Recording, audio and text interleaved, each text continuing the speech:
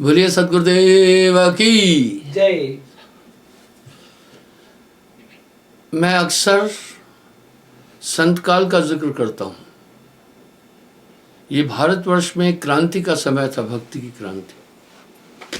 ये संत काल लगभग 350 से 400 साल तक रहा। उस समय संतों का विशेष वर्चस्व था।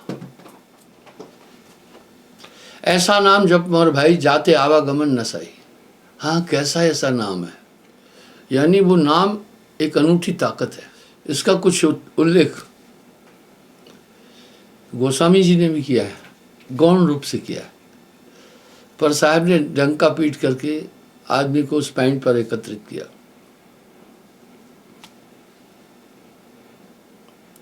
ज्ञानी बहुत कथे जो ज्ञाना तासिफ जत मैंने अभिमाना। सही बात है। आप देखिए, अहंकार 6 चीजों से उत्पन्न होता है। साहब की वाणी बड़ी वास्तविक है। पहला, बल मद, जो ताकत है उसका घमंड बड़ा बुरा होता है। चाहे कितना भी शील हो ना, वो सोचता है कि कमजोर को देखकर हावी होता है। गुस्सा भी चालाक है, वो अपने से दुर्बल पर आएगा, अपने से ताकतवर पर नहीं आएगा। दूसरा, विद्यामद। आप काफी लोग देख रहे हैं, थोड़े से नॉलेज का अहंकार का टोकरा सर पर लिए घूमते हैं। धनमद, पैसे का घमंड भी बड़ा बुरा घमंड है। हमारे यहाँ एक सेठ जी था, तो अगले को एक ही शब्द कहता, तुम्हारी औकात क्या है। तो वो मुझे बोला, सेवादार था, बोला गुरुजी सेठ जी कभी भी अगर बात करता है तो कहता है तुम्हारी औकात क्या है। मैं कहा कोई बात नहीं, सेठ है, उसकी तरफ ध्यान नहीं दो। एक दिन कुदरतन थोड़ी सी दूर पर उसने उसको फिर कहा, तेरी औकात क्या है। मैं कहा सेठ जी इधर आओ थोड़ा। मैंने कहा इसकी औकात इतनी है, तुम्हारा पूरा घर द्वार बिक जाए और पूरी संपत्ति बिक जाए, पूरा ब्रह्मांड बिक जाए, तो भी इसकी औकात पूरी नहीं की जा सकती। सबकी गठरी लाल है, कोई नहीं कंगाल। जात मत, बल मत, विद्या मत, धन मत, ये अहंकार की उत्पत्ति करने वाले 6 सूत्र हैं। महंत मद, कि मुझे इतने लोग फॉलो करते हैं, ये भी एक घमंड है। इसलिए ये भक्ति क्षेत्र के सूल है। जैसे हम चलते हैं ना, तो कांटों से बचकर चलते हैं। जब भी अहंकार आएगा तो अंतःकरण को मलिन कर देगा। अरे भाई, जब आप कुछ ऐसी गलत चीज़ें खाते हैं तो पेट पर असर नहीं पड़ रहा है क्या? आपके पेट पर असर पड़ जाता है। इसी तरह जब आपके अंदर ये विचारधारा पनपेगी अहंकार की, तो निस्संदेह आपका अंतःकरण मलिन हो जाएगा। ज्ञानी बहुत कथे जो ज्ञाना तासे उपजत अभिमाना। समिल सुनो रे ज्ञान हमारा, नाम रहा उन्हों ते न्यारा। हाँ, नाम इनसे न्यारा है। ब्रह्म राम थे नाम बड़, बरदायक वरदान, रामचरित्र सतकोट में लियो महर्षि जीव जान।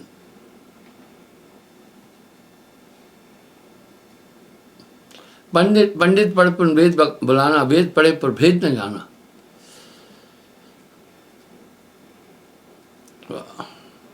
संज्ञा तर्पण और आचारा, नाम रहा उन्होंने ते न्यारा। अभी यहाँ साहब ने खट दर्शन पर थोड़ा सा इशारा कर दिया है। सन्यासी आपे भगवाना,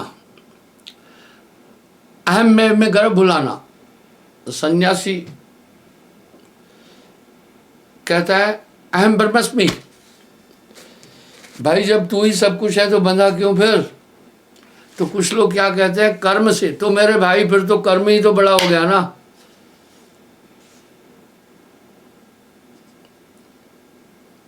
धर धर अंग लगावे सारा, नाम रहा उन्हों ते न्यारा। साहब की क्या शैली है, कितने बेहतरीन अलंकार से उन बारीक तथ्यों को समाज तक रखा।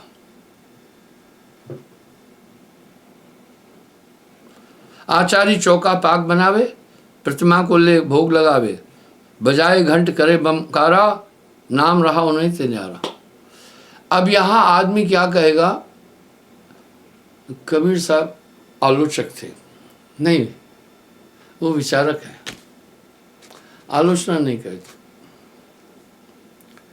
निंदा निंदा सब कहे, निंदा निंदा सब कहे, निंदा न जाने कोई, जैसे को तैसा कहे वो भी निंदा न होए। यहाँ साहब खट दर्शन का पूरा पूरा विवरण दे रहे हैं, इसलिए खट दर्शन पूरा साहब के एंटी हुआ, संतों के एंटी हुआ। वजह साहब का इसमें सार नहीं है, वो ताकत जो आपको उस सत्ता तक पहुंचाने वाली है, ये आपको एक पूर्ण गुरु के द्वारा प्राप्त होगी। नहीं तो आपके अंदर जितने शत्रु हैं, ये बड़े वीतरांग और खतरनाक दुश्मन हैं। बहुबंधन ते बांधिया एक बेचारा जीव, जीव बेचारा क्या करे जो ने सड़ई है पियो।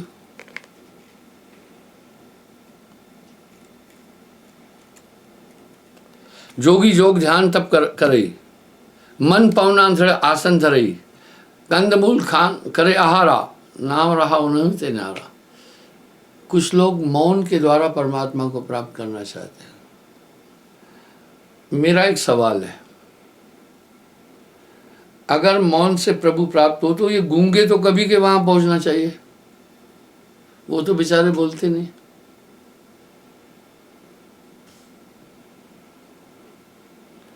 कंदमूल खान करे आहारा, नाम रहा नहीं ते नारा। अच्छा, खान पान चेंज करने से परमात्मा की प्राप्ति होगी? थोड़ा चिंतन करें तो कंदमूल तो जंगल के जानवर भी खाते रहते हैं, तो क्या इनसे आत्म कल्याण हो जाएगा? कुछ आदमी अपने आप को अतिरिक्त दिखाने की चेष्टा करते हैं। सच में नाम बिना सब विद सोहिना, नाम बिना सब नीच बखाना, ऊंच वही जो नाम है जाना। जैनी जीव दया प्रतिपारे, रसना राम नाम नहीं उचारे, कीर्तन से करे यह करतारा, नाम रहा नहीं ते न्यारा। अच्छा है, जीवों के प्रति दया होनी चाहिए। क्या सिर्फ हम इसी एक काम के द्वारा परमात्मा की प्राप्ति कर लेंगे? क्या नहीं। चार पदार्थ एकम अगमाही, कहे कबीर कोई जानत नहीं।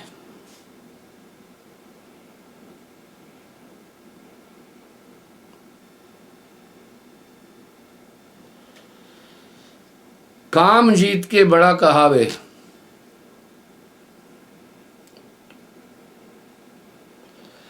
हम तो अपना तन मन जारा, नाम रहा उन्हों से न्यारा। भाई अगर केवल काम को जीतने से ही तत्व की प्राप्ति हो तो फिर नपुंसक तो कभी के पहुंच जाना चाहिए, उनमें तो काम नहीं है। अब यहां साहब की वाणी तार्किक है, इसलिए हर शब्द के बाद वो एक ही बात बोल रहे हैं। कहत कबीर सुनो भाई साधु, अब कहत कबीर सुनो भाई साधु, क्या भाव है? साधुओं नहीं, साधो, यानी मेरी बात पर चिंतन करो। जंगम फिरे लिंग लड़काई, कुछ नंगे घूमते हैं, साहब कह रहे लिंग लड़काई लटका कर, नाम रहा उन्हों ते न्यारा। अरे बच्चे तो नंगे घूम रहे हैं, पागल भी तो नंगे घूम रहे हैं, क्या इन क्रियाओं द्वारा हम उस परम तत्व को प्राप्त करें? बस ऐसा है, देखा देखी सब करे, भोर भय प्रभु नाम। ये दुनिया भेड़ चाल में चल रही है।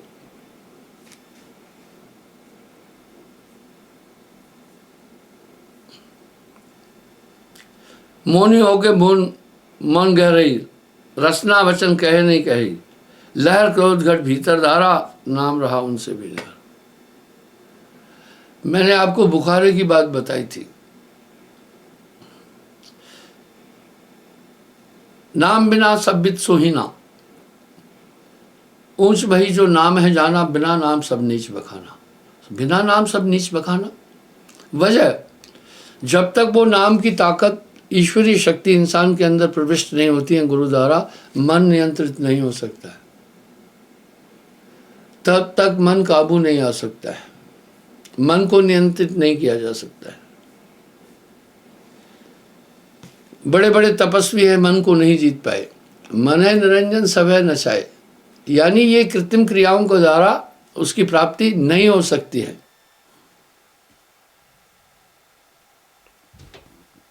तपसी हो तनु को दही, ग्रह शाड़ बन भीतर रही। अगर शरीर को कष्ट देने से ही प्रभु की प्राप्ति होती ना, तो मेरे भाई जो बीमार लोग हैं उनका क्या विचार है? आप उनके शरीर को तो ऑलरेडी कष्ट है। अब यहाँ साहब का अभिप्राय क्या है? इन कृत्रिम क्रियाओं द्वारा उस तत्व की प्राप्ति नहीं हो सकती है।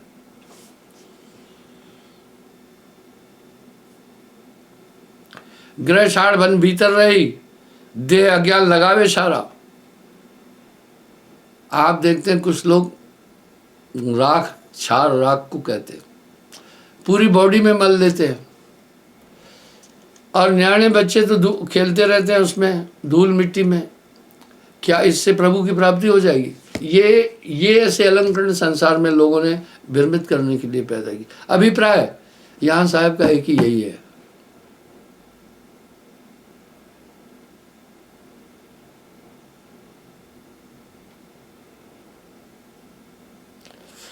जिंद होए जिंदगी जाने, सत का शब्द नहीं आने। होत प्रात तब करे पुकारा, नाम रहा उन्हों ते न्यारा। नाम रहा उन्हों ते न्यारा, देखा देखी सब करे। भोर बहे प्रभु नाम, अध रात कोई जागसी, खाना जात गुलाम।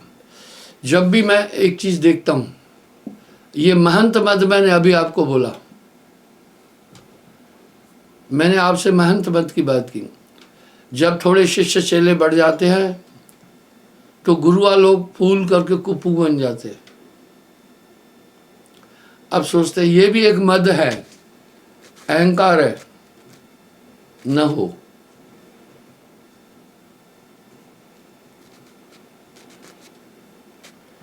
शेख साहब नहीं पहचाना, भर भर मुठ भांग चबाना। क्या धतूर कर दमकारा, नाम रहा उन्हें ते न्यारा। कैसी दुनिया है, कुछ भांग पीकर अपना दिमाग खराब करके जयकारा लगाते। शिवजी महायोगेश्वर थे, उन्होंने कोई भांग थोड़ी खाई।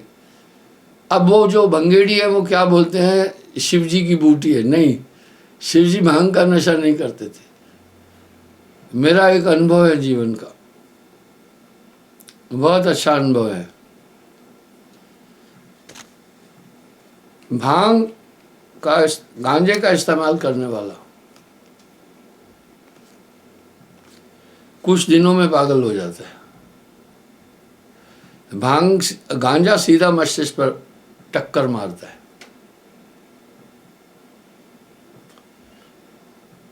गांजे का ये आलम है, चिलम को यूं रखते हैं,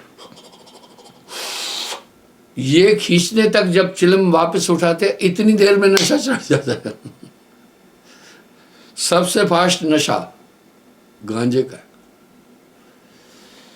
यही बात मैंने एक गंजेड़ी से पूछी थी, उसने मुझे ऐसा ही बताया। बोला महाराज, गांजे की चिलम को लगाकर जब हम सूटा लेते हैं यूं,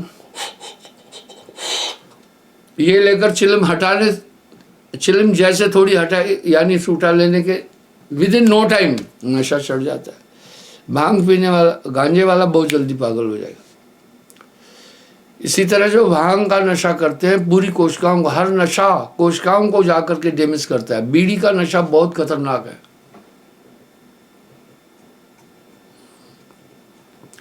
बाकी नशे तो, शराब का नशा, शराब भी तो एक टाइम पीता है। भंगेड़ी भी भांग खा करके बैठ जाता है, बार बार नहीं खा रहा है। लेकिन जो बीड़ी का नशा है, दिमाग को इतना परेशान करता है, 15-15 मिनट बाद आदमी चैन से मुकर रहा है। इसलिए बीड़ी के नशे को आप साधारण नहीं समझे।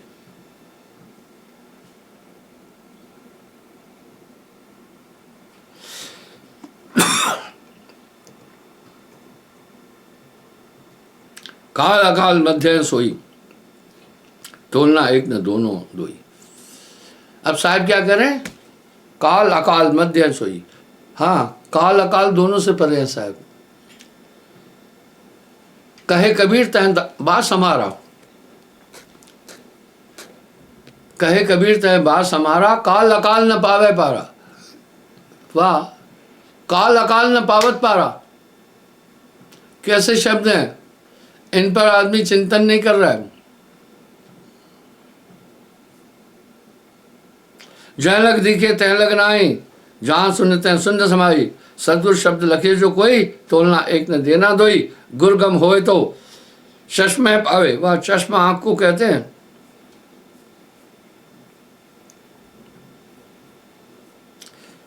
इसलिए चश्मा कहा गया जो आंख पर लगाते हैं। गुरगम होए तो चश्मा पावे, आप मध्य आप समावे। वाह, आप में आप है। अब यहां साहब क्या कह रहे हैं, आप मध्य तब आप समावे, आप मध्य आप सुजोई, तोलना एक न देना दोई। अलग पुरुष देखा समदृष्टि, हाथ पसार आवे नहीं मुष्टि। पांच तत्व से न्यारा हुई। हाँ, ये पांच तत्व ही प्रकृति है। पांच तत्व का पूत्रा, पांच तत्व का पूत्रा मानुष इसका नाम।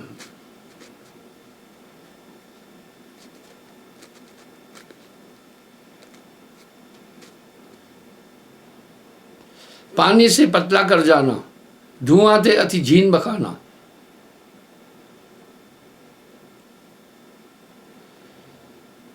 पहुंप बास से पात्रा, वायु से अति छीन। पानी से उतावला दोस्त कबीरा कीन। यानी अति सूक्ष्म अति सूक्ष्म।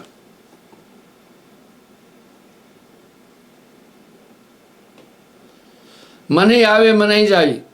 आप थोड़ा विचार करें, आप थोड़ा विचार करें।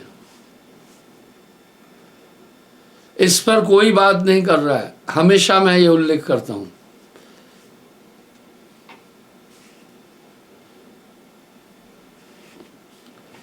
मन ही आए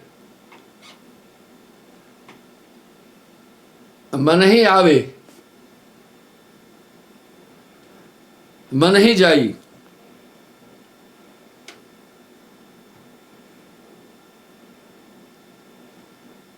मन ही आए मन ही जाई। मन ही काल सबन को खाई। बात खत्म हो गई ना। यहां जरूर आप मेरे प्रवचन में मन पर व्याख्या काफी सुनते होंगे, गुरु और नाम की व्याख्या सुनते होंगे, परम पुरुष की व्याख्या सुनते होंगे, आत्मा की व्याख्या सुनते होंगे। कितना साहब कह रहे हैं, मन ही आवे मन ही जाए, मन ही काल सबन को खाए। मन ही आए काल कराला।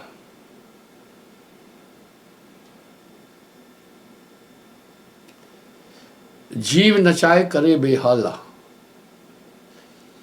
मन ही आए काल कराला, जीव नचाए करे बेहाला।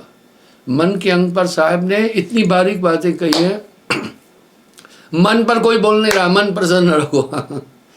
वह सब ये कह रहे हैं। अब साहब क्या कह रहे हैं, मन पर जो असवार है, ऐसा बिरला कोई कबीरा, ऐसा बिरला कोई। आपका बैरी मन के अलावा कोई भी नहीं है। मन ही काल सबन को खाई, मन चंचल ही लखे जो कोई, तो लग एक न दो देना दोई। मन ही जल थल मन ही आकाशा, मन ही पांच तत्व प्रकाशा। वाह, कहत कबीर सुनो भाई साधो, जगत बना है मन से, अति सूक्ष्म, अति सूक्ष्म। इसलिए मन पर जो असवार है, ऐसा बिरला कोई कबीरा, ऐसा बिरला कोई।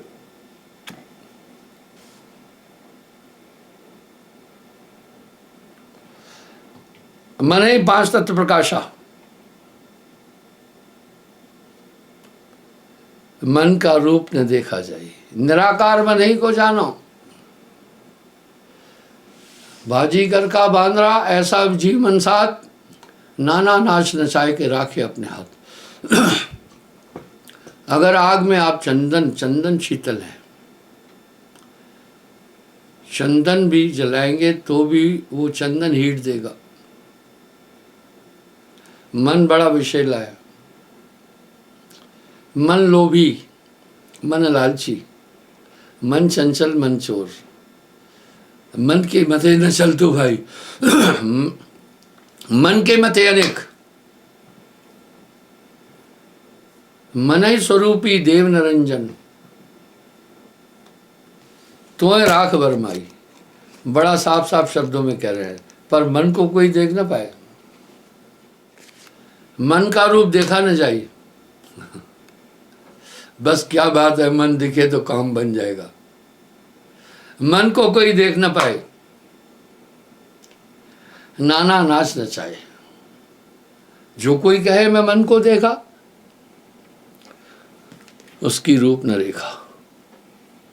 जब ये काम की भावना उत्पन्न करेगा, इतना प्यारा काम लगेगा कि आदमी सोचेगा इसी में डूबा रहूं। जब ये क्रोध की लहर फेंकेगा तो आपको लगेगा क्रोध करने में ही आनंद है। जब ये लोभ में उलझ जाएगा, कुछ सोचने नहीं देता है आदमी, फिर बस लोभ का बेटा ही पाप है। जब ये मोह उत्पन्न करेगा तो सामने वाली चीज ऐसा लगेगी इसके बिना जी नहीं सकते। इसका सम्मोहन है।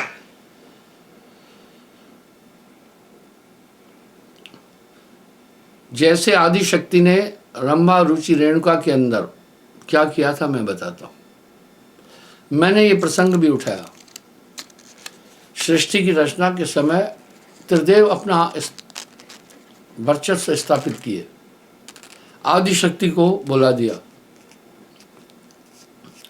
तब आदि शक्ति ने जतन विचारा। ये मैं प्रसंग पहले भी उठा चुका हूं। रंभा रुचि रेणुका 3 नारियों को उत्पन्न किया, 3 कन्याओं।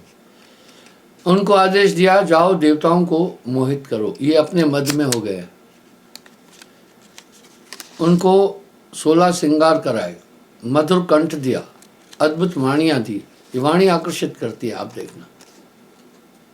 बड़े बड़ों को ये वाणी आकर्षित कर देती है। लेकिन उन्होंने भरसक यत्न किया, देवता उनसे मोहित नहीं हो पाए। आप मेरे इस बात को ठीक से समझना। उन्होंने आकर तीनों ने, रंभा रुचि रेणुका ने आदि शक्ति को कहा हमने नित्य किए। नित्य में एक सेक्स है, नित्य एक सेक्स है, नित्य एक कला भी है। नित्य में नारी अपनी अंग भंगमाएं का प्रदर्शन करती है। आजकल तो माहौल बहुत खराब है। पहले नित्य कलात्मक था, इसलिए नारी कलात्मक नित्य के द्वारा आकर्षित करती थी। आजकल नित्य सेक्सुअल है। आप देखना, अंग भंगमाएं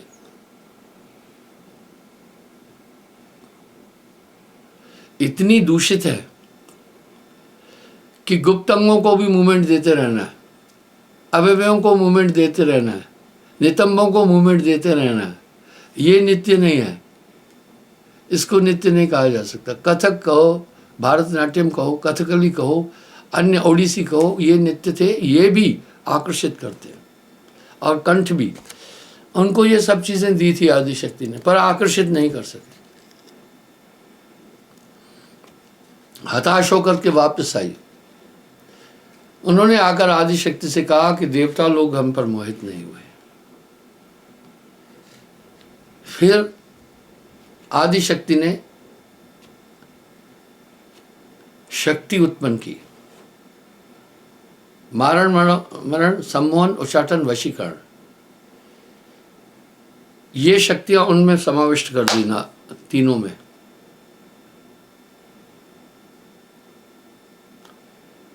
उन शक्तियों के कारण आदमी मोहित हो गया, देवता मोहित हो गए, सबको मोहित कर दिया। आप विचार करना, मैंने एक गीत के विषय में कहा था, इशारों इशारों में दिल लेने वाले बता ये हुनर तूने सीखा कहाँ से। आदमी जब नारी को आकर्षित करता है तो पता है क्या दिखाता है? यौवन, बॉडी दिखाता है, अपनी चाल दिखाता है, अपनी एक्टिंग करता है। इशारों इशारों में दिल लेने वाले, बता ये हुनर तूने सीखा कहाँ से। इसका मतलब है इशारों से दिल ले जाता। पता है वो जवाब क्या दे रहे हैं? निगाहों निगाहों में जादू चलाना, मेरी जान सीखा है तूने जहां से। इसलिए मारण मरण उच्चाटन वशीकरण ये आंख से चलता है। जब ये जादू चलेगा तब पता है क्या कहोगे? तब तुम कहोगे बस तू ही तू, और कोई नहीं है दुनिया में। ये सम्मोहित कर दिया। सम्मोहित करने का मतलब है अपनी तरफ आकर्षित करना। इनफ्लेक्चर लोग होते हैं, अपनी तरफ आकर्षित करते हैं। मेरे लिए किसी कोर्ट में किसी ने कहा कि ये इनफ्लेक्चुअल है।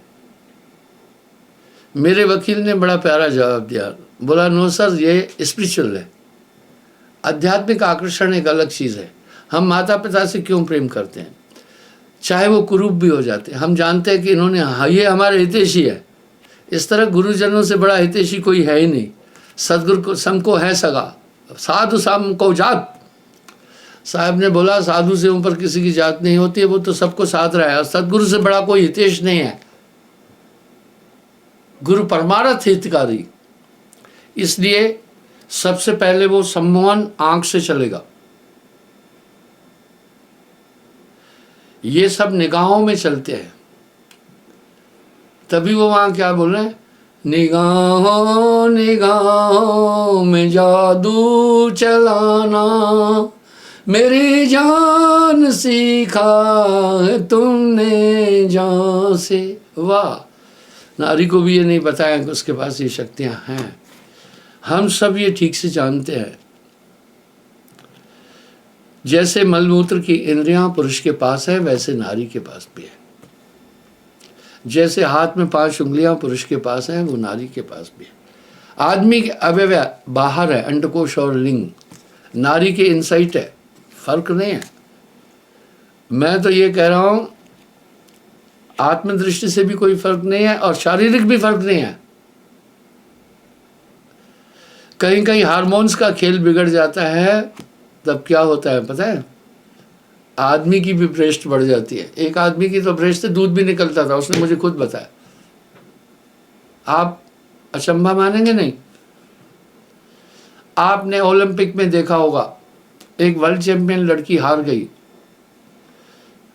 हारने के बाद उसने ओलंपिक कमेटी के सामने एक आवेदन रखा कि जिस लड़की ने मुझे हराया है, ये लड़की नहीं लड़का है। आप ये देख सकते हैं ओलंपिक के उस स्पोर्ट्स में हुआ, एथलेटिक्स में, जब लिंग परीक्षण किया गया तो उस लड़की के अंदर मेल हार्मोन्स ज़्यादा थे, फीमेल नहीं थे। बस ये हार्मोन्स का खेल है केवल। आपने देखा होगा कुछ माता बहनों स्त्रियों को मूछें भी आ जाती है, कुछ आदमी को फिर क्या होता है दाढ़ी मूछ नहीं आ रही है, ये हार्मोन्स का खेल है। बस यही माया का एक खेल है, यही माया का एक खेल है।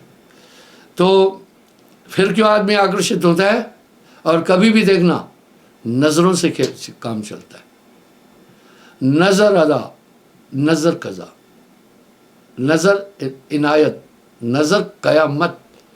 ये उठे तो, ये झुके तो इनायत कर दे, उठे तो कयामत ला दे। इसलिए ये सब चीज़ें निगाहों से चलती हैं। बस वो एक गीत और है, नैन लड़ गए रे तो मनवा में खटक भई रे करी। अरे खटक हो गई मन में, खटक हो गई रे करी। अब मैं यहाँ लोगों को किस तरह पढ़ता हूँ? मैं इसी चीज़ से पढ़ता हूँ। इसको सदोकड़ी भाषा में नैनन की कटार बोला है। वह नैनन कटारी मार के कर दिया बेहाल कटार तलवार। इसलिए मारण मरण संबोधन उच्चाटन वशीकरण ये आदि शक्ति ने प्रविष्ट किया। अगर ये नहीं होता सृष्टि नहीं होना था। नारी में लवण्य अगर नहीं महसूस होता तो आदमी संभोग की तरफ जाएगा ही नहीं। पर जब नाम की ताकत आती है, ये सिद्धियां रिद्धियां सब फैल हो जाती है। जहाँ नाम तह कामगत नाही, बिना नाम सब काल की छाएं। तो भैया साहब ने मन के ऊपर जो अपनी तकरीर दी है बहुत ज़बरदस्त दी है। और मन और माया तो एक है, पर जहाँ नाम तह कालगत नाही, बिना नाम सब काल की साई। वाह, क्या बोल रहे साहब। जहाँ नाम तह कालगत नाही, बिना नाम सब काल की साई।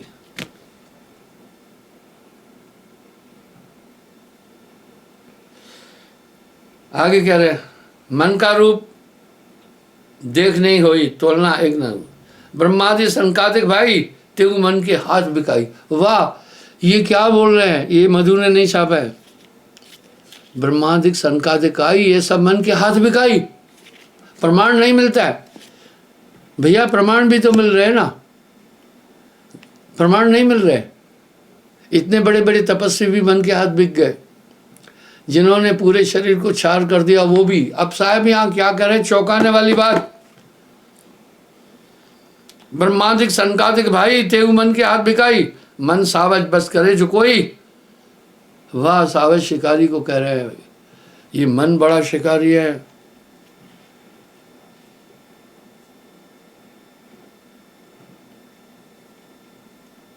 कौन सो मुनिवर मन को मारे, मन को मार कौन होता रे। उल्टा मने निज मने समाई, अगम अगाध वार नहीं पारा, गुरुगम शब्द किया बेचारा। कह रहे ये गुरु गम मग दिखाता है तब आपको ये चीज मिलेगी। भैया इस पर कंसंट्रेट कर रहे हैं साहब, बार बार कंसंट्रेट कर रहे हैं कि बिन सदगुरु बादशाह नहीं कोई कोटिन करे उपाय।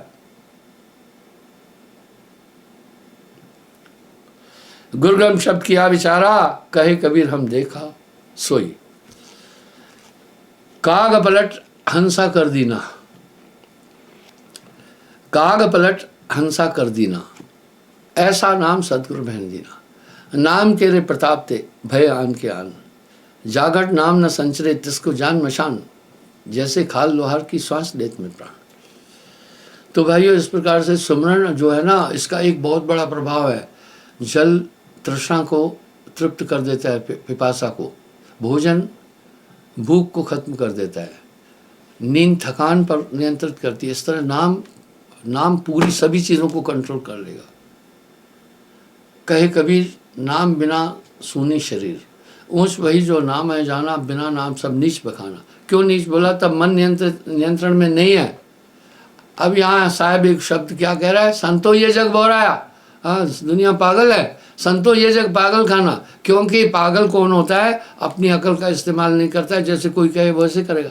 इस तरह जो जो मन संदेश दे रहा है सब वही करता जा रहा है। मन जैसे नट मरकट को दुख देई, नाना नाच न चावन ली, जीव के संग मन काल रहाई, अज्ञानी नर जानत नहीं। मन ही आए काल करा, आपके सामने रख दिया ना, मन ही काल सबन को खाई।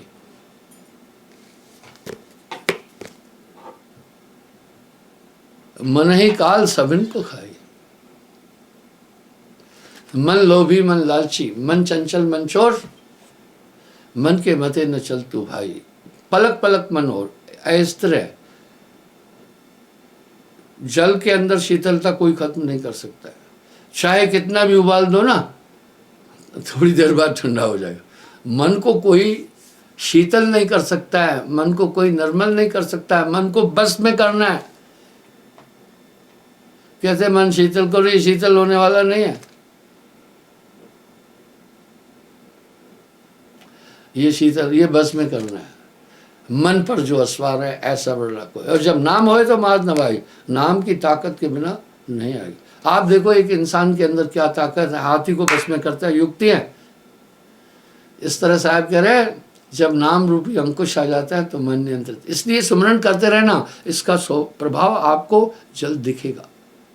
क्षमा चाहता हूँ, समय हो रहा है, कल पुनः हाजिर हूँगा। मैं आपसे ये प्रार्थना करना चाहूँगा, अभी यहाँ पर रोज़ मैं ये बोल रहा हूँ, दो बहुत बड़े आयोजन हैं।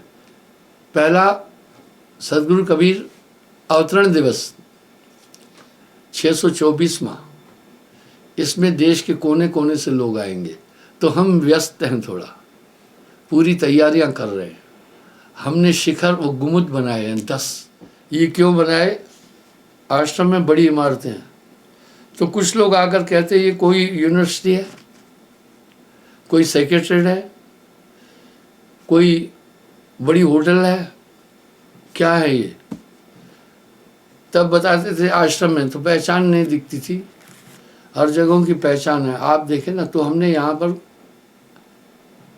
शिखर गुम्बद बनाए 10, बहुत विशाल।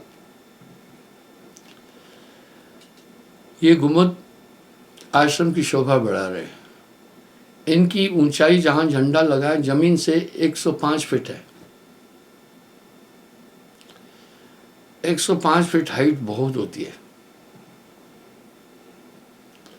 इसका मतलब है जो बहुत बड़े टावर बनते हैं उनकी हाइट 8 से 9 फीट होती है, 9। इसका मतलब 12 मंजिल जितना गया। ये 12 मंजिल की ऊंचाई पर है, तो हम उसमें व्यस्त हैं। मैं पेंटरों से प्रार्थना करूंगा, आए यहाँ पेंटिंग भी करना है। मैं इलेक्ट्रिशियन से भी लोगों से प्रार्थना करूंगा, आकर यहाँ थोड़ा बिजली का काम देखें, क्योंकि यहाँ हज़ारों पंखे लगाने पड़ते हैं, उनकी मेंटेनेंस करनी पड़ती है। ये बहुत बड़ा एक तामझाम है, इसमें हमें सबकी आवश्यकता पड़ती है। मैं जो मैकेनिक लोग हैं उनको भी प्रार्थना करना चाहूँगा, यहाँ आकर अपनी सेवा दें। हमारे पास 85 व्हीकल है, बेचारे 2 मैकेनिक हमेशा आते हैं, उन गाड़ियों को लगे रहते हैं भी गरीब, वो अपना काम भी करते हैं, पर जब भी बुलाओ आ जाते हैं। इसी प्रकार से पेंटरों की आवश्यकता है, मिस्त्रियों की आवश्यकता है, सेवादारों की आवश्यकता है। आप आकर के यहाँ सेवा में अपना सहयोग दें। क्षमा चाहूँगा, कल फिर हाजिर हो जाऊँगा साहेब।